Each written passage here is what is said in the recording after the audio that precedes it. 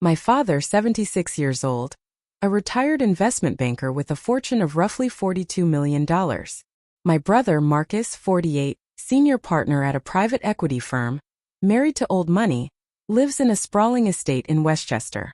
My sister, Victoria, 45, chief marketing officer at a Fortune 500 company, drives a car that costs more than most people's homes.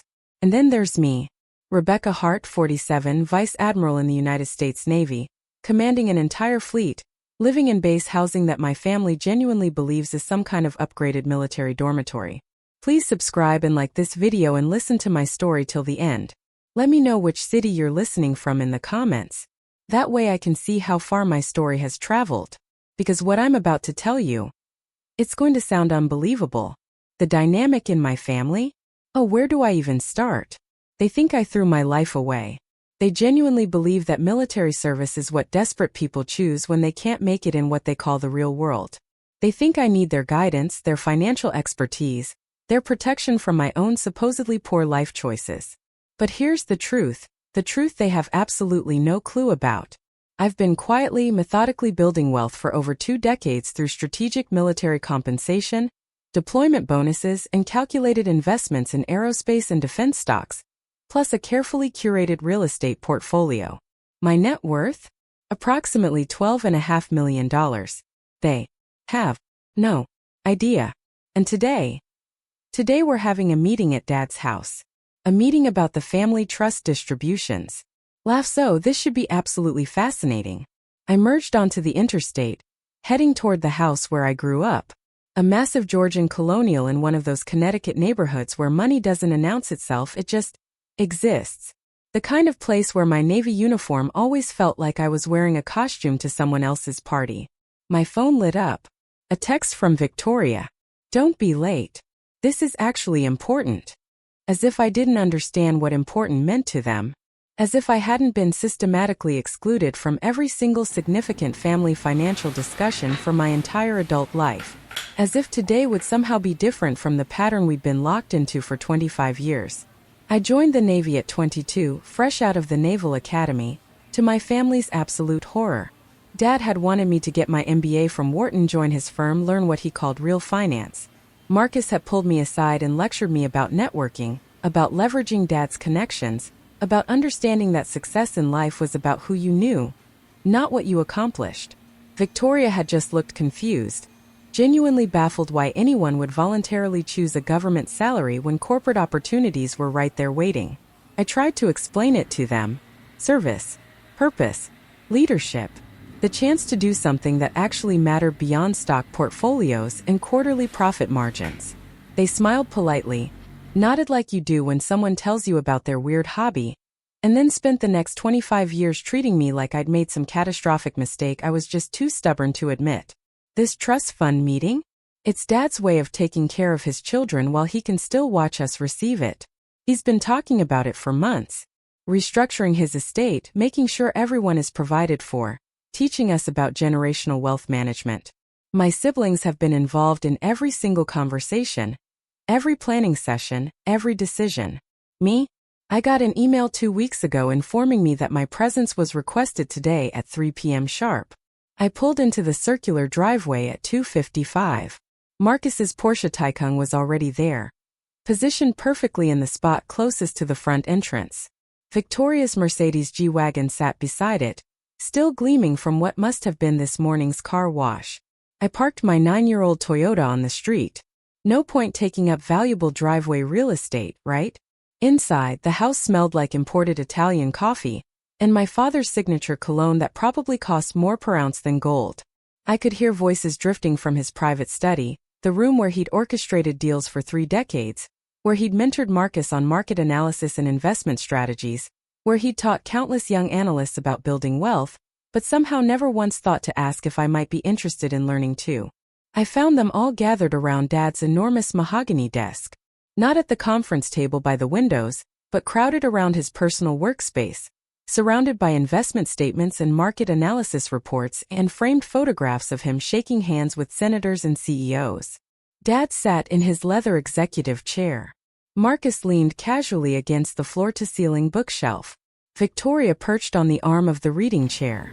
And there, in the single visitor's chair facing the desk, sat Richard Pemberton, Dad's personal attorney for 3 decades. Rebecca! Dad's voice boomed with that performative enthusiasm he used in business meetings. Right on time. Excellent. Let's begin. I nodded to everyone and took my place standing near the doorway. Nobody offered me a seat. I noticed that. I noticed everything. Richard opened an expensive leather portfolio. As you're all aware, your father has been restructuring his estate to provide ongoing support for his children while preserving the principal for future generations. We've created individual trust arrangements specifically tailored to each of your unique situations. I watched Marcus's face. That slight, satisfied smile. The relaxed shoulders. He knew exactly what was coming. They discussed all of this multiple times clearly without ever including me. Marcus, Richard continued smoothly, your quarterly distribution will be $12,000, adjusted annually for inflation, from your designated trust of $3.2 million. This structure provides supplemental income while maintaining significant growth potential. My brother nodded like he'd written the proposal himself. Victoria, identical structure. $12,000 quarterly from your $3.2 million trust. My sister actually smiled. Thank you, Daddy. Then Richard slid a single sheet of paper across that massive desk toward me. I picked it up and the words seemed to blur and sharpen at the same time. Your father has established a different arrangement for you, Rebecca. Given your particular circumstances, he felt a more conservative, protective approach was prudent. Your trust is $500,000 with annual distributions of $1,200. Wait, I read it again. $1,200. Annually. Not quarterly. Annually. The distributions require approval from your brother, who will serve as trustee with full discretionary authority. He'll review your financial situation each year and determine if release of funds is appropriate, based on demonstrated need. I looked up slowly. Marcus was smirking. That exact expression he perfected as a child when he knew something you didn't, when he was winning some competition you hadn't realized you were even playing. Can't have you blowing it all at once, right, Becca? He actually laughed. Government salary only teaches you how to spend what you have, not how to manage real wealth. Want to know what I did next? Stay with me. Dad nodded from his throne-like chair. His face arranged in this expression of concern mixed with satisfaction, like he was solving a problem he'd worried about for years. We want to protect you, Rebecca. You've simply never had to manage significant money. The military takes care of your basic needs, housing, healthcare, all of that, but real wealth requires expertise, experience, strategy. Marcus will help guide you toward wise financial decisions. The words just hung there in that wood-paneled study, like a test, like they were all waiting for me to object, to get defensive, to prove that I was exactly as financially incompetent as they decided I must be. 25 years. 25 years I'd spent commanding sailors, managing operational budgets in the tens of millions, coordinating multinational naval exercises that cost more per hour than my siblings would see in a year. I'd negotiated with foreign naval commanders, advised 4-star admirals on strategic resource allocation, testified before congressional committees on defense appropriations and fleet modernization. I held a master's degree in strategic studies from the Naval War College and another in international security policy from Georgetown. And my father had just decided I needed my brother's permission to access $1,200 a year. I see, I said. My voice came out very calm. Too calm. The kind of calm that comes right before a storm.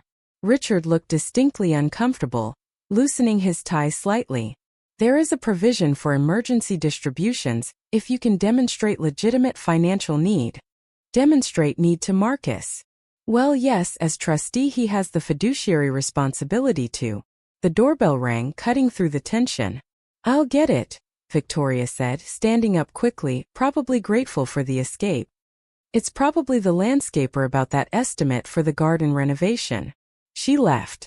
The rest of us sat in this awful thick silence. I read the trust document again, forcing myself to absorb every single word.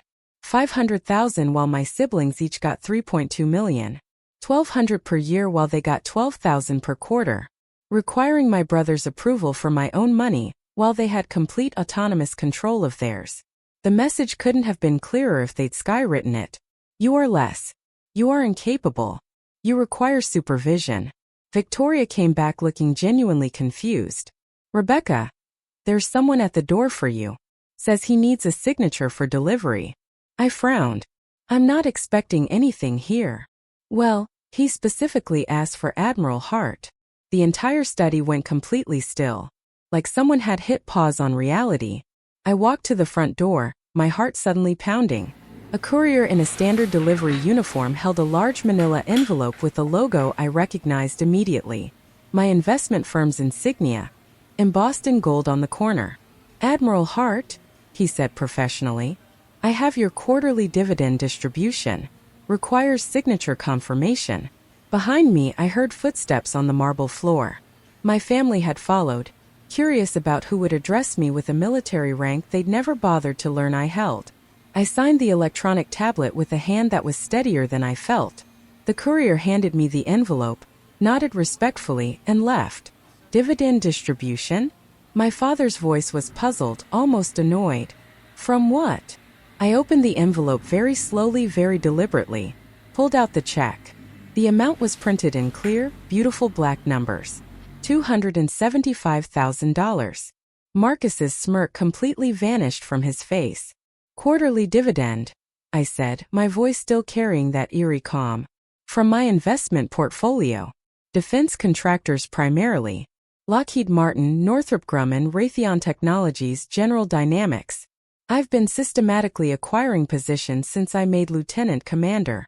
Turns out having direct operational knowledge of defense procurement trends and military modernization programs is remarkably useful for stock selection and timing. Marcus reached for the check like he needed to verify it was real. I pulled it back smoothly. Don't touch. That can't be legitimate, he stammered. Oh, it's very legitimate. This is just from my equity positions. Doesn't include my real estate holdings.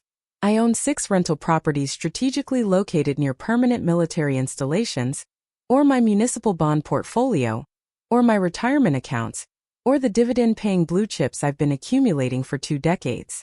Should I continue? Drop a like if you're as shocked as they were. My father's face had gone absolutely white. You have millions? 12.7 million at last valuation. Could be closer to 13 now, actually. Market's been very favorable this quarter. I folded the check carefully, slid it back into the envelope. So this trust arrangement you've proposed, Dad, the one where I receive $1,200 annually subject to Marcus's approval and oversight? I think I'm going to respectfully decline. You've been hiding this. Victoria's voice came out sharp, accusatory. All these years you let us believe. Let you believe what? I turned to face her fully. That I was poor? Struggling? Desperately in need of your financial wisdom and guidance. The anger I'd been controlling for 25 years started leaking through, hot and bitter. I never once said I was poor. You decided that. You all decided that military service meant failure, that a government salary meant inadequacy, that my life was somehow fundamentally less than yours because I chose service over profit margins. We were trying to help.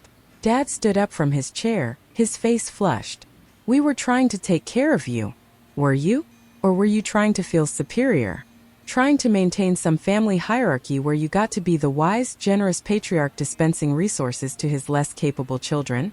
Where you got to feel important and needed and in control? Rebecca, that's not fair. Fair. I looked at Richard, who looked like he wanted to disappear into the Persian rug. Is it fair that my trust is 1/6 the size of my siblings? That I need permission to access it?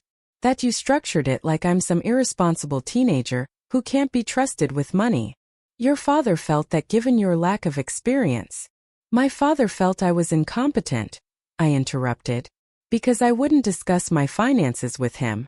Because I didn't come begging for advice. Because I built my life and my wealth completely independently instead of playing into the family dynamic, where everyone orbits around Dad, asking for guidance and validation.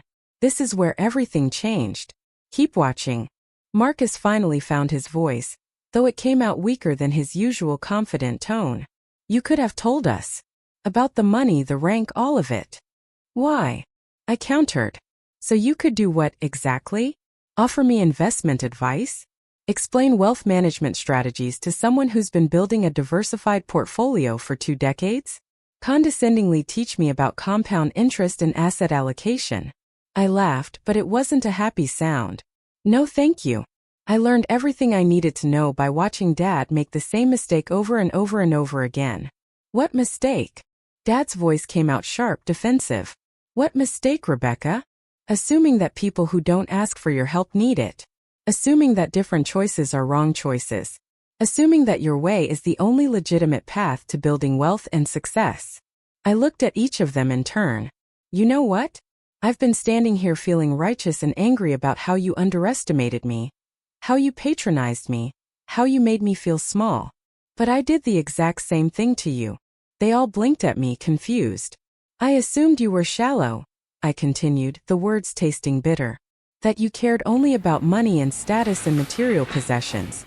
That you couldn't possibly understand what I do or why it matters. I hid my success because I didn't trust you to value it. I judged you for judging me, and that makes me just as guilty of the same narrow-minded thinking. The silence in that study was suffocating now, heavy with 25 years of assumptions and misunderstandings on both sides. I'm a vice admiral, I said quietly. 2 stars. I command the 3rd Fleet. 40,000 sailors and Marines, 50 ships, 200 aircraft, responsibility for maritime operations across the Eastern Pacific. I brief the Joint Chiefs of Staff. I coordinate with allied naval forces from 7 different nations. I make decisions every single day that affect international security and diplomatic relations. My voice started to crack despite my best efforts. And I've been absolutely terrified to tell you any of this because I assumed, I was convinced, that you'd find some way to dismiss it, to make it smaller than it is, to explain how a real career in finance would have been more impressive, more valuable, more worthy of respect. We wouldn't have done that, Victoria said, then stopped. Okay, we probably would have. You would have, I agreed, because that's been the pattern for 25 years. I don't fit into your definition of success, so I must be failing. And I accepted that pattern. I leaned into it instead of challenging it because it was easier to be angry and distant than to be vulnerable and honest. Dad sat back down heavily in his chair, like his legs couldn't hold him anymore. $12.7 million, he said faintly. From military pay and investments. And living below my means, I added. Not needing to signal wealth through cars and houses and designer clothes. Not needing external validation of my worth. I gestured around the study, at the expensive art and the handcrafted furniture, and the wall of photographs showing Dad with senators and billionaires and financial titans. This, I said softly. All of this. It's beautiful and impressive, but it's also... It's armor, isn't it? It's proof. Proof that you matter, that you're important, that you're successful. I didn't need that proof because I found meaning in different places. Marcus was staring at the envelope in my hands like it might bite him. That check. That's more than my annual salary. It's 1/4 dividend, I said. I get 4 per year. So yes, I probably make more than you do. But that's not actually the point. Then what is the point?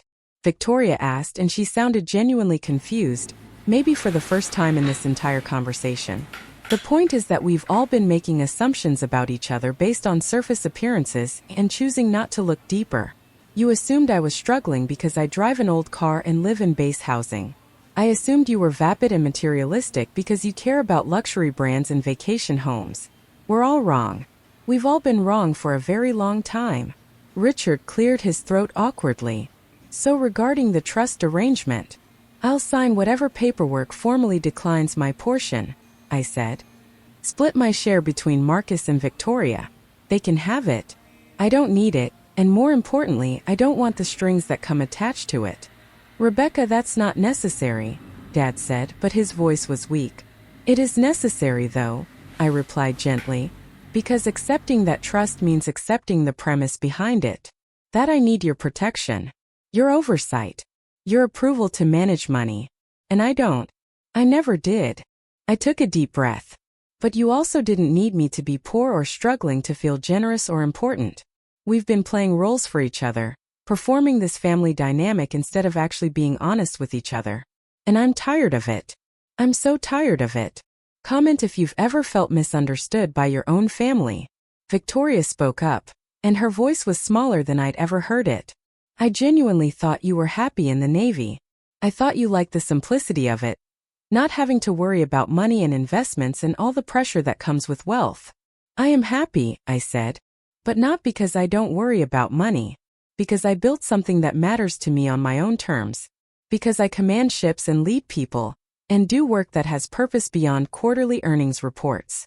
That's real to me, that's meaningful to me, in the same way that your work is real and meaningful to you. But you let us patronize you, Marcus said, and now he sounded almost angry. For years. All the advice we gave, the concern, the offers to help. I know, I admitted. And I let it happen because fighting back meant revealing that I'd succeeded on completely different terms than the ones you valued. Which meant admitting that I cared what you thought. And I did care. I do care. I looked directly at Dad. I wanted you to be proud of me. Not proud of my bank balance or my investment strategy, but proud of what I've accomplished. Of who I've become. And when you weren't, when you kept treating me like I'd made some terrible mistake, I decided to protect myself by hiding how well I'd actually done. It was easier to let you underestimate me than to risk you dismissing what I'd achieved. I am proud, Dad said, and his voice cracked. Rebecca, I'm proud of you. I didn't understand. A vice admiral. You command an entire fleet. Yes. Why didn't you tell me? Why didn't you ask? I countered gently. In 25 years, you never once asked what rank I held, what my responsibilities were, what my day-to-day work actually involved. You decided I must be in logistics or administration or some vague support role because that fit your understanding of what someone who wouldn't discuss their career must be doing. You filled in the blanks with assumptions instead of just asking questions. He had no answer for that. Neither did Marcus or Victoria. What happened next will surprise you. Stay tuned. But I continued softer now because anger was exhausting and I was so tired of being angry. I also never volunteered that information because I was afraid. Afraid you'd find some way to diminish it. Afraid you'd explain how a real career in finance or business would have been more impressive, more valuable, more worthy of respect. So I hid everything, and hiding meant you couldn't actually see me, which meant you filled in the blanks with your own assumptions and biases. Victoria sat down on the leather couch, and she looked genuinely shaken. This is so messed up, she whispered. Yes, I agreed. It's incredibly messed up.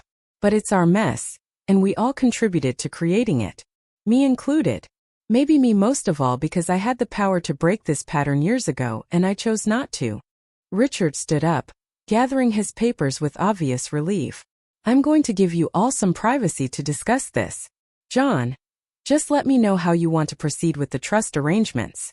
He practically fled from the study, and honestly I couldn't blame him. We stood there in uncomfortable silence for what felt like forever. Finally Marcus spoke. I'm sorry, he said. For the smirk. For the condescending comment about blowing the money. For treating you like you were incompetent. For all of it. I'm sorry too, Victoria added quietly. For assuming you needed our help. For treating you like you were less successful just because your success looked different from ours. For never asking about your actual life. I nodded slowly. And I'm sorry for judging you. For assuming you were shallow and materialistic. For hiding instead of trusting you with the truth. For being so defensive and angry that I never gave you a chance to surprise me. Dad stared at the trust documents spread across his desk like they were written in a foreign language he couldn't quite translate. These are wrong, he said finally. All of them. Not just yours, Rebecca. All of them. We all looked at him. I've been trying to control you through money, he continued, his voice rough. Trying to keep you tied to me through distributions and oversight and making myself necessary. It's not about protecting you or teaching you. It's about, he struggled with the words. It's about still mattering to you. Still being important in your lives. Still being needed. Dad, I said, and I felt tears threatening for the first time. You matter to us because you're our father. Not because you have money. Not because you give us financial guidance or set up trust funds. Just because you're you. Just because we love you. But I wanted to be useful, he said, and he sounded so lost. You are useful, I told him. Just not in the way you thought. We don't need you to manage our money or solve our problems. We need you to be our father, to ask us about our lives, to be genuinely interested in us, not in fixing us or guiding us or protecting us from ourselves."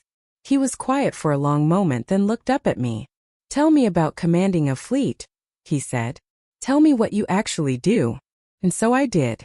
For the next 4 hours, sitting in that wood-paneled study while the afternoon light faded to evening, I told him about the work I'd never discussed, about command responsibility and maritime operations, about the weight of making decisions that affected thousands of lives, about briefing admirals and coordinating with allied navies and the deep satisfaction of doing something larger than myself, about standing on the bridge of an aircraft carrier watching flight operations and feeling like I was part of something that actually mattered in the world.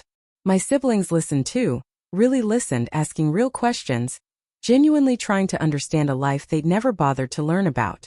And I asked them about their work in return.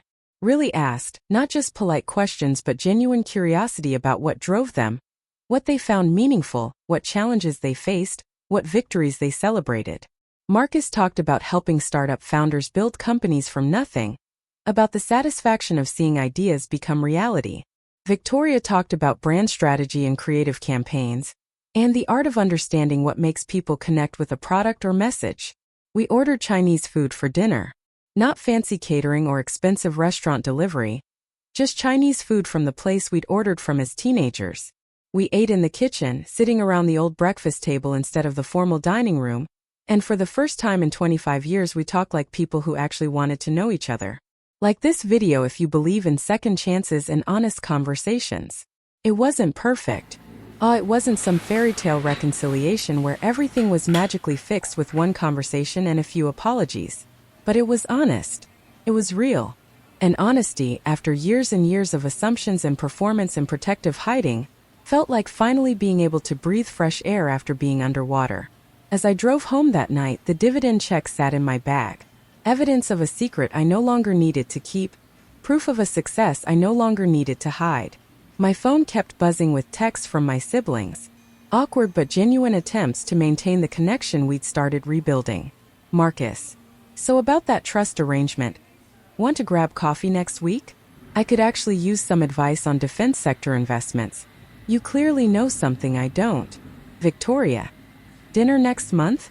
I want to hear more about your work. Real questions this time. I promise. Dad. I looked up what a vice admiral does. I'm proud of you. Should have said that 25 years ago. Better late than never. I didn't respond right away. I just drove through those Connecticut suburbs where wealth whispered instead of shouted, where status was measured in subtle signals, where success had always been defined by bank balances and investment portfolios. I'd spent 25 years hiding my success because I didn't trust my family to value it. They'd spent the same time underestimating me because they couldn't understand it. We'd all been wrong. We'd all been right. We'd all been trapped in patterns of our own making, too afraid or too proud or too stubborn to break free. The revelation hadn't fixed everything, but it had broken the pattern. One more part to go. Don't miss the ending. I pulled into the parking lot of my base housing complex. The buildings were simple, functional, nothing fancy, but they were home. They represented choices I'd made consciously, deliberately, choosing purpose over profit, service over status. I sat in my car for a moment, looking at that dividend check one more time. $275,000. 1 quarter's worth of returns on investments I'd carefully researched and strategically acquired over 2 decades. Money I'd earned through knowledge and patience and discipline. My phone buzzed again. Another text from Dad. Can I come visit? See where you actually live? Meet some of your colleagues? I want to understand your world, not the version I invented in my head. And that's when I finally cried. Weeping, not sad tears exactly, but something more complicated. Relief mixed with grief for all those wasted years. Hope mixed with the fear that we'd slip back into old patterns. Joy mixed with the ache of realizing how much time we'd lost. I texted back. Yes, I'd like that. The next few months weren't easy. Breaking patterns never is. There were awkward moments, backsliding into old assumptions, times when Marcus would start to offer unsolicited financial advice and have to catch himself. Times when I'd start to get defensive and closed off and have to remind myself that vulnerability wasn't weakness. But Dad did visit. He came to the base, toured one of my ships, met my command staff. I watched his face as he realized the scope of what I did, the weight of responsibility I carried, the respect I commanded. He met Admiral Richardson, my superior officer, who told him stories about my leadership during a humanitarian crisis in the Pacific. Stories I'd never shared because I assumed he wouldn't care. Victoria came too, asking questions about military operations and strategy, genuinely trying to understand. She brought her daughter, my niece Emily, who I barely knew because I'd kept my distance from family events for so many years. Emily was 17 and wanted to apply to the Naval Academy. We spent hours talking about service and purpose, and Victoria listened with tears in her eyes, realizing how much she'd missed by not asking these questions years ago. Marcus called me one night late, his voice uncertain in a way I'd never heard before. "I've been thinking about what you said, about Dad trying to control us through money, about using trust funds to keep us tied to him." He paused. "I do the same thing with my kids, with my investment recommendations to clients. I make myself necessary instead of just being present. It's a hard pattern to break," I said. "Will you help me? Not with money stuff, but with being different, with breaking the pattern." "Yes," I said simply. "Yes, I will." Tell me in the comments if you've ever had to choose between what your family wanted and what your heart knew was right. And if you've dealt with something similar, share your story below. You're not alone in feeling misunderstood or underestimated. Subscribe for more stories about standing your ground, finding your voice, and reclaiming your life on your own terms. 6 months after that meeting in Dad's study, we had another family gathering. But this time it was different. This time it was at my quarters, simple and unpretentious. This time we talked about real things, challenges and fears and hopes, not just surface accomplishments and financial strategies. Dad brought photo albums from when we were kids. We spent hours looking through them, remembering who we'd been before assumptions and judgments had built walls between us. Marcus brought his children, introducing them to their aunt properly for the first time. Not as the family member who'd failed, but as someone who'd chosen a different kind of success. Victoria gave a toast, her voice shaking slightly, to Rebecca, who had the courage to succeed on her own terms and the grace to forgive us for not seeing it. And to second chances at knowing each other for real this time. We clinked glasses, simple wine glasses from my basic kitchen set, and it felt more meaningful than any fancy family dinner in that formal dining room ever had. Later that night, after everyone had left, I stood on my small balcony looking out at the ocean. I thought about that dividend check, about $12.7 million I'd built while they assumed I was struggling, about trust funds and assumptions and the courage it takes to break patterns that have defined your family for decades. Sometimes seeing each other clearly, with all our flaws and misjudgments and mistakes, is more valuable than any amount of money. Sometimes admitting you were wrong is the first step toward actually being right. Sometimes the wealth that matters most can't be measured in dollars or trust fund distributions or quarterly dividends. Sometimes it's measured in honest conversations and second chances and the slow, difficult work of truly knowing the people you're supposed to love. My father called the next morning. "I tore up those trust documents," he said. "All of them. I'm setting up something different. Equal distributions, no oversight, no strings attached. Just money if you want it, freely given because I love you, not because I need to control you." "Thank you, Dad," I said. "But more importantly, thank you for coming to visit, for asking questions, for wanting to actually know me. I wasted so many years," he said, and his voice broke, "being proud of an imaginary daughter instead of getting to know the real one." "We both did," I said gently. "But we have time now. We have the truth now. And that's more than a lot of families ever get." 25 years I'd spent hiding my success, protecting myself from judgment, assuming the worst. 25 years they'd spent underestimating me, making assumptions, deciding they knew my story without ever asking. But patterns can be broken. Assumptions can be challenged. And sometimes, just sometimes, a dividend check showing up at exactly the right moment can shatter illusions and create space for something real to grow in their place. I never did accept that trust fund. Didn't need it. Didn't want what it represented. But I did accept something more valuable. the chance to be truly known by my family, the opportunity to know them in return, the gift of starting over with honesty instead of assumptions. And that was worth more than any fortune could ever be. Laugh softly. Turns out the real wealth was the truth we found the courage to tell each other. Who would have thought? If this story resonated with you, if you've ever felt like you had to hide your success or dim your light to make others comfortable, I want you to know something. You don't. You never did. Your accomplishments matter. Your choices matter. Your version of success is just as valid as anyone else's definition. Stand in your truth. Own your success. And give the people you love a chance to see the real you. They might surprise you. You might surprise yourself. Thank you for listening to my story. Subscribe if you want to hear more about finding courage, breaking patterns, and living authentically. And please let me know in the comments which city you're listening from. I love knowing how far these stories travel, how many people they reach, how many of us are out here trying to be honest in a world that often rewards pretending.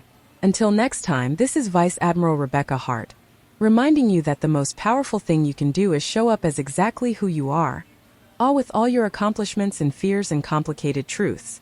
You're enough. You've always been enough, even if it takes the people you love a while to see it.